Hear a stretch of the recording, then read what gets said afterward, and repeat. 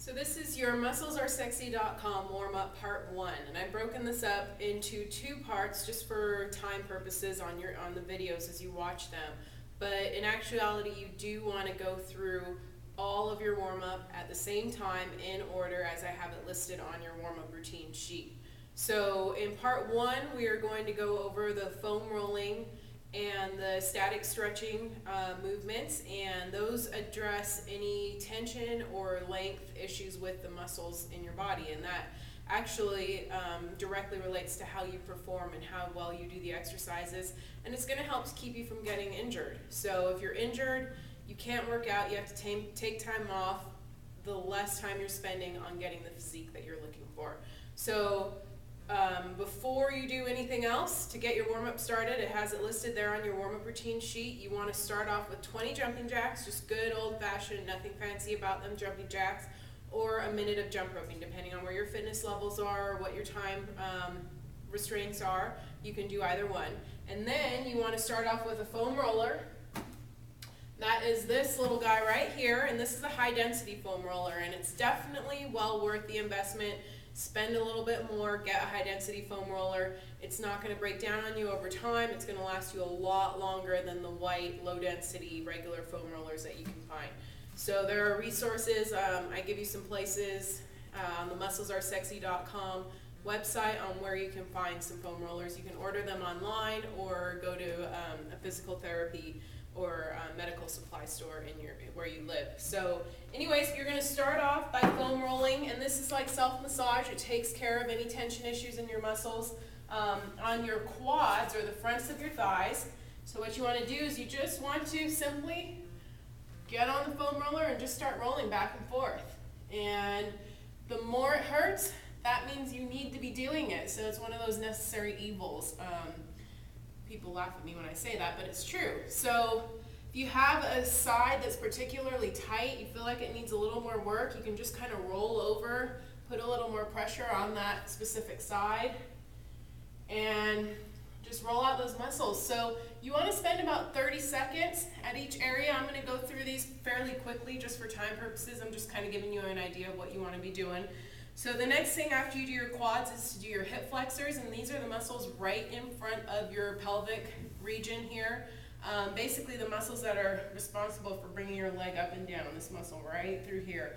A lot of people have really tight hip flexors because as a nation we spend a lot of time sitting at a desk, sitting in the car, sitting. So these muscles are just shortening and getting tighter, and it actually causes a lot of lower back pain and problems.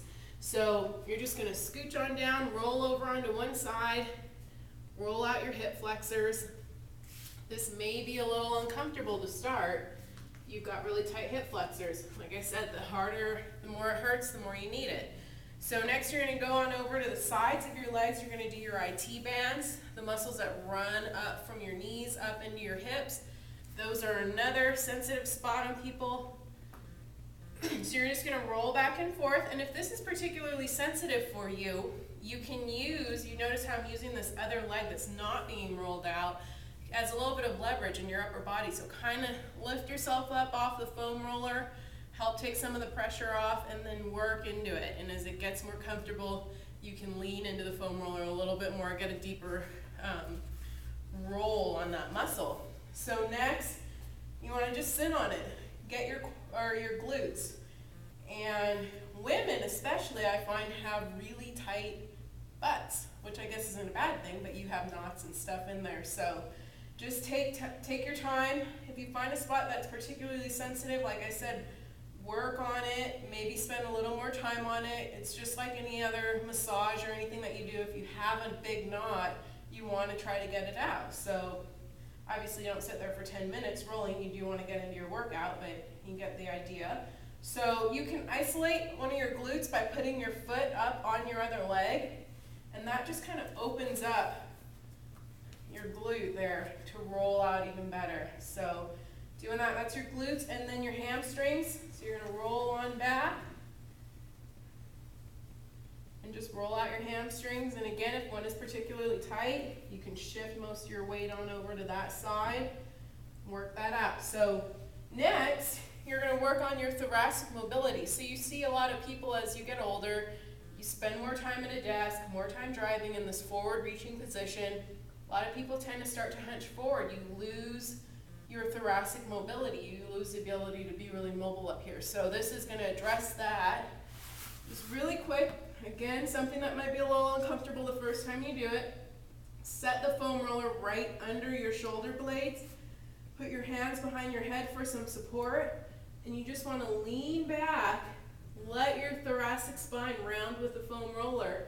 And then come back up. Now notice as I'm doing that, I'm keeping my abdominals engaged and I'm keeping my lower back nice and straight. I'm not leaning from my lower back. That's not what we're looking for.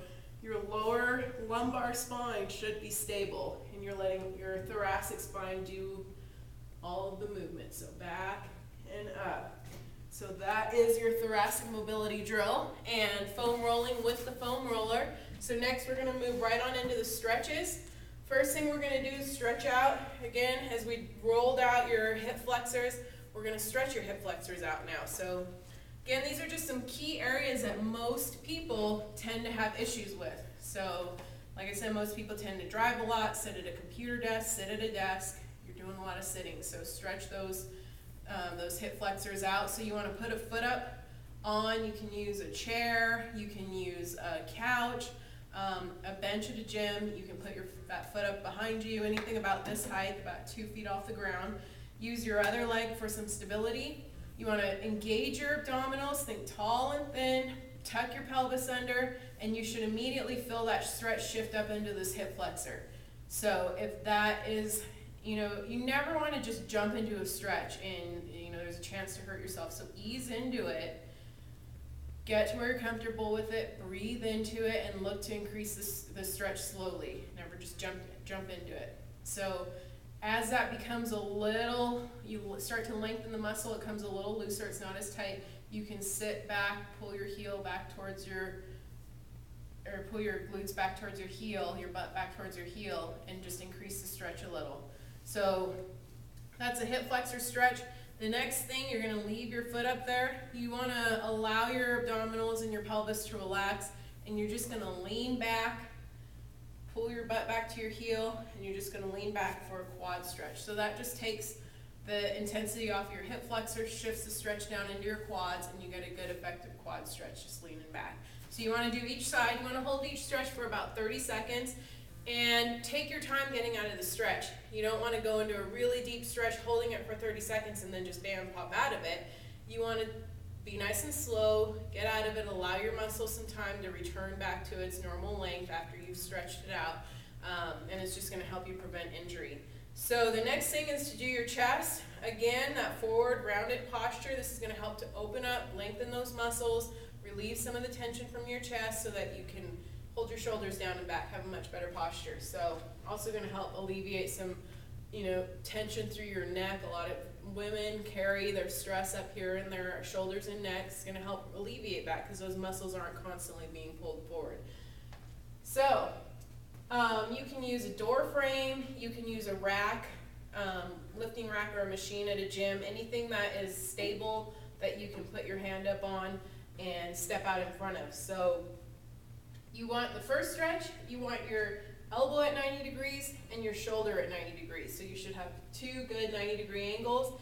You're going to step out in front, leave your hand behind you, and you want to try to get your hips and your belly button to point to the wall in front of you. So you're opening up this chest. Notice how I'm keeping my shoulder relaxed down and back. I'm not scrunching up and feeling the tension. Again, breathe into the stretch, work into it, relax with it. Try to help your body to relax and get the most out of the stretch. So the next thing is going to be to move your hand even with your shoulder. You want your elbow slightly bent. You don't want to hyperextend it. You don't want to lock it out. Just a slight bend in your elbow. And again, you're going to step out in front of the wall or the door, whatever it is that you're using to stretch. Keep that shoulder down and back. Point your belly button and your hips towards the wall in front of you and just relax into the stretch. Now these upper body stretches take a little time to figure out. They may be really uncomfortable. If you're really tight, you haven't stretched out your upper body before, take your time. get into it slowly. Don't just, get into the stretch and just start cranking on your muscles. You're going to hurt yourself. So it's all about being well. If you're hurt, you can't go to the gym, you can't work out, and like I mentioned, you're just not going to get the physique that you want if you're not able to work out and you're hurt. So that is part 1 of the warm-up. Click on your warm-up routine part 2 to get into the dynamic mobility and just really getting your body ready to go into the workout.